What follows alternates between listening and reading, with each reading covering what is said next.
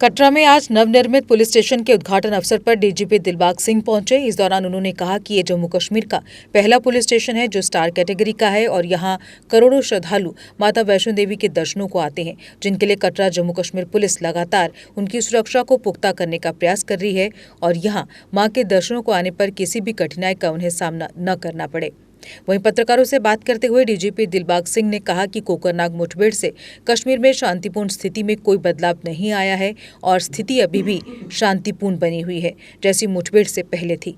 हालांकि उन्होंने कहा कि यह हमेशा उन लोगों के लिए फायदेमंद होता है जो पहले गोलीबारी करते हैं और कोकरनाग में आतंकवादियों ने पहली गोलीबारी की जिससे हमारे 3 अधिकारी बलिदान हो गए। कोकरनाग मुठभेड़ एक सफल ऑपरेशन था जिसमें खूंखार उजैर खान को उसके सहयोगी के साथ मार गिराया गया। जम्मू कश्मीर की धरती से आतंक को जड़ से उखाड़ने के लिए हम प्रतिबद्ध हैं।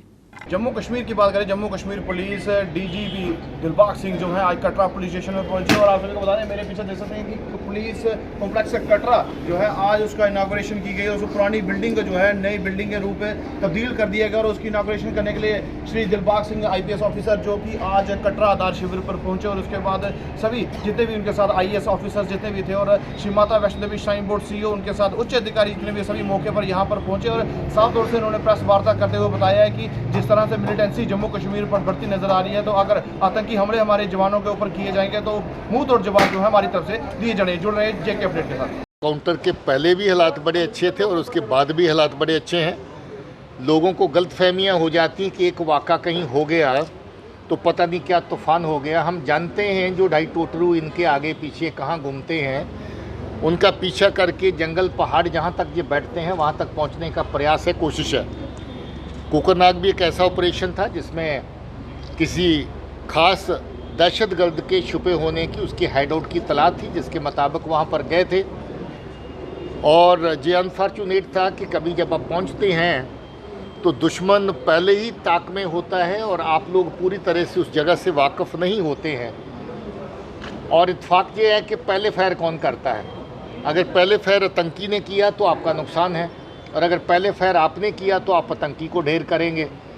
इस केस में हम अनफॉर्चुनेट थे कि पहला फायर हम लोगों को अपने बहादुर जवानों को, बहादुर अफसरों को अपने ऊपर लेना पड़ा, जिसकी वजह से हमारे बहादुर कर्नल साहब, मेजर साहब, डिप्टी SP साहब और एक बहादुर जवान प्रदीप उनकी शहादत हुई। ये कोई छोटी बात नहीं है कि आप दुश्मन का पीछा करने के लिए ख़तरे को जानते हुए फिर भी खतरे की परवाह न करते हुए ऐसी जगह पे पहुँचें और दहशतगर्द को मारने का या दहशतगर्दी का सफाया करने की कोशिश में अपनी कंट्रीब्यूशन दें। मैं सल्यूट करता हूँ उन ऑफिसर्स को, जवानों को जिन्होंने इस ऑपरेशन में हिस्सा लिया और जिन्होंने अपनी शहादत दी और बाकी लोगों को भी जिन्होंने इस ऑपरेशन में हिस्सा लेकर के आतंकी उजैर को ढेर किया जो काफ़ी अरसे से खूंखार तरीके से उस एरिया में दहशतगर्दी का काम कर रहा था। मुझे लगता है कि ये एक कामयाब ऑपरेशन था। अब जो नुकसान इसमें हुआ वो नुकसान होने के कभी कभार चांसेस रहते हैं, जिसके लिए हमें खेद है और साथ ही साथ गर्व भी है उन लोगों के ऊपर जिन्होंने इस ऑपरेशन को लीड किया। उसको 1 गुना नहीं, 2 गुना नहीं, 3 गुना तेज कर दिया गया है। आज पर्चों की तादाद देखें, पकड़े जाने वाले लोगों की तादाद देखें, नार्को टेरर के मॉड्यूल्स की बस करने की तादाद देखें तो सभी में बढ़ोतरी हुई है। इसका मतलब पुलिस ज़्यादा कामयाबी से इस खित्ते में काम कर रही है। अब ये एक वबा ऐसी है जिसको कुछ अरसा हुआ चलते चलते और ये एक वबा ऐसी है जो सरहद पार से शुरू हुई। ये एक ऐसी चीज़ है जिसमें दहशतगर्दी को फ़रोग़ देने के लिए भी पाकिस्तान में बैठी जो एजेंसीज़ हैं वो इसको एक जरिए के माफ़िक इस्तेमाल करती हैं।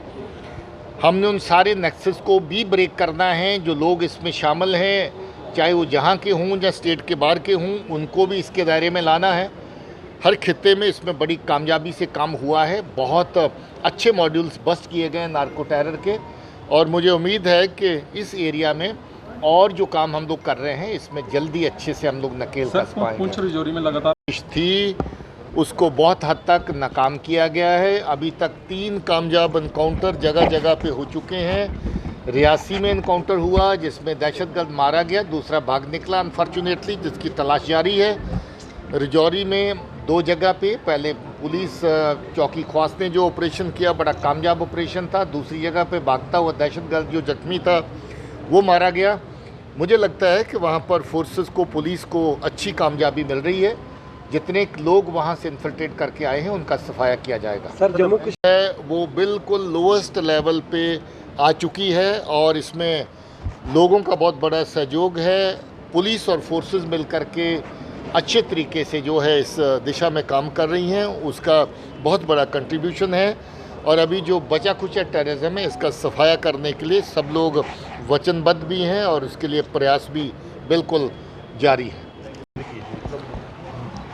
कटरा थाने की लोकेशन अपने आप में बड़ी अहम लोकेशन है, क्योंकि जहां जैसे आपने कहा बहुत बड़ी तादाद में आने वाले माता के श्रद्धालु यात्री जो जहां पर आते हैं, उनमें से बहुत सारे लोगों का थाने से होकर के, थाने की मदद लेकर के भी कई बार दर्शन करने का, अदरवाइज़ थाने के साथ कभी उनकी कुछ शिकायत व्यवस्था हो तो उनको थाने आना पड़ता था।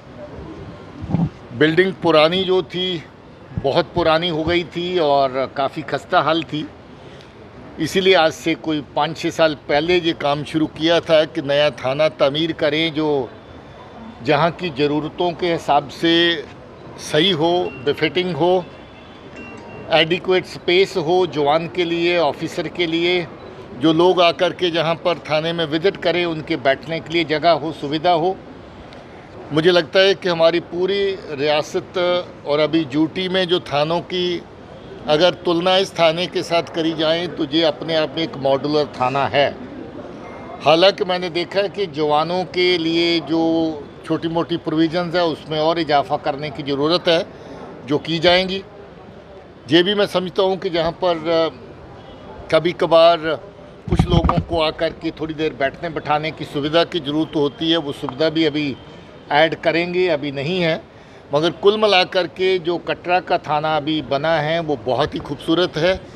इसकी तामीर के लिहाज से, इसकी लेआउट के लिहाज से, इसकी ओपन एरिया के लिहाज से, और मुझे लगता है कि इस थाने को मुकम्मल करने में जितनी मेहनत पिछले 4-5 साल के अंदर लगी है, जिस स्कीम के अंदर थाना शुरू हुआ वो स्कीम ही बंद हो गई, फिर नई स्कीम के अंदर इसको डाल के ला करके मुकम्मल करना पड़ा, फिर और एडिशंस फंड्स की प्रोविज़न करके इसको इस लेवल तक लाना पड़ा। और मुझे खुशी है कि आज ये थाना पूरी तरह मुकम्मल हो गया है और पब्लिक की सेवा में इसको हमने डेडिकेट कर दिया है।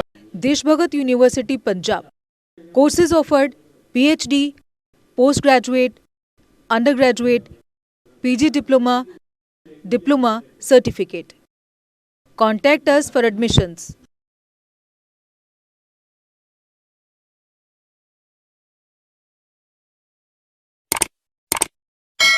जम्मू कश्मीर की खबरों के लिए जुड़े रहिए JK अपडेट के साथ।